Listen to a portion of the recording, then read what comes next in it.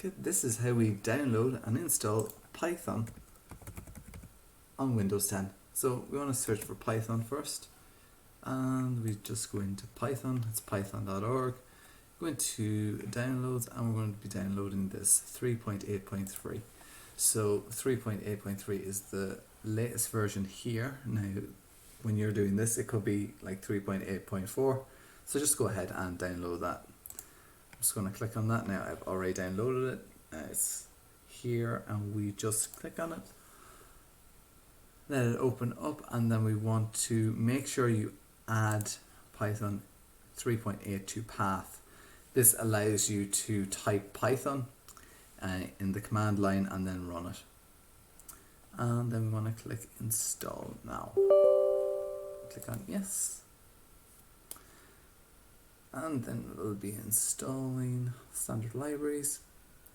So you just want to wait for that to finish up. And as soon as that finishes up, we can then open up PowerShell and type in Python.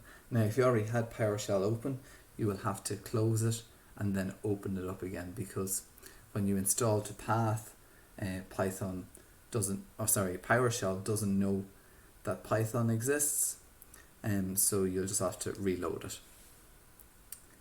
And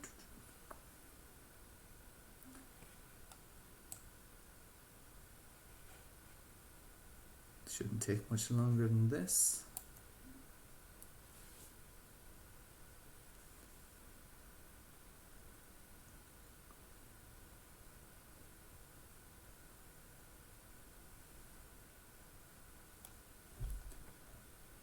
Okay, and once that is done, we can go ahead and close that. Simple pattern.